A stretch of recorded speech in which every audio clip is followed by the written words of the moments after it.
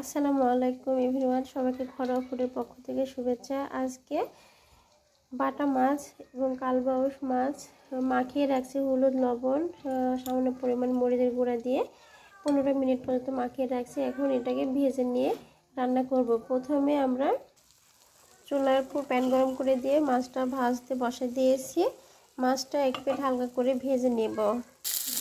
মাছের এক পিঠ ভাজা হয়ে গেছে। এইভাবে করে আলতোভাবে উল্টাই দেব, দিয়ে আরেক পিঠ সুন্দর মতো ভেজে নেব।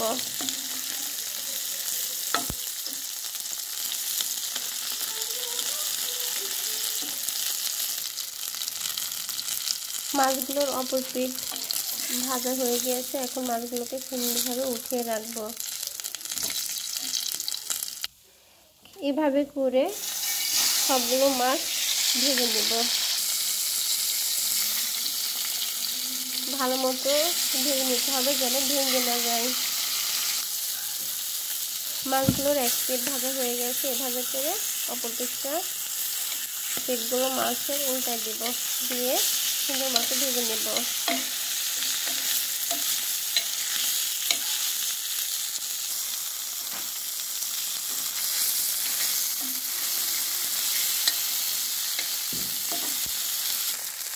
মাছগুলো প্রায় ভাজা হয়ে গেছে। এখন অন্য চুলাতে প্যান বসিয়ে দিয়েছি। প্যানটা গরম হয়ে গিয়েছে। এর মধ্যে পরিমাণ মতো তেল দিয়ে দিব। তেলটা গরম হয়ে গিয়েছে। এখন এর মধ্যে পেঁয়াজ কুচি আর কিছু মরিচ কুচি ছেড়ে দিলাম। এখন পেঁয়াজ আর মরিচটাকে 2 মিনিট ভেজে নেব। পেঁয়াজগুলো ভাজা হয়ে গেছে। এখন এর মধ্যে পেস্ট করার আদা রসুন পেঁয়াজ জিরা দিয়ে দিলাম পরিমাণ মতো। এই মশলাটাকে আবার 2 মিনিট ভেজে নেব। মশলাগুলো ভাজা হয়ে গিয়েছে। এখন এর মধ্যে 1 চামচ লবণ, হাফ চামচ হলুদ গুঁড়া, 1 চামচ মরিচ গুঁড়া দিয়ে দিলাম। সামান্য পরিমাণ পানি দিয়ে দিলাম যেন এটা মশলাগুলো পুড়ে না যায়। এর সাথে 2টা তেজপাতা ছেড়ে দিলাম।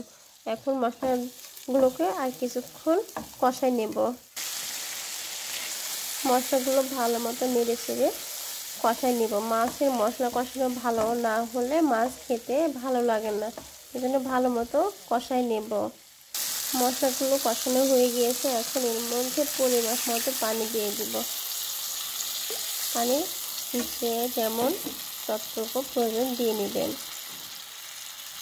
পানি গরম হয়ে গেছে। এখন এর মধ্যে মাছগুলো একটা একটা করে ছেড়ে দিব, দিয়ে মাছগুলোকে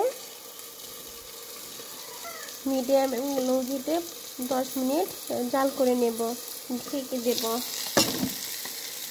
কিছুক্ষণ পর ফিরে আসলাম। এখন মাছটা প্রায় হয়ে গিয়েছে। এর মধ্যে ভেজে রাখা জিরা গুঁড়া দিয়ে দিলাম, নেড়ে ছেড়ে দিব সুন্দর মতো, নিয়ে কিছুক্ষণ জাল করে নামিয়ে রাখবো। কিছুক্ষণ পর ফিরে আসলাম।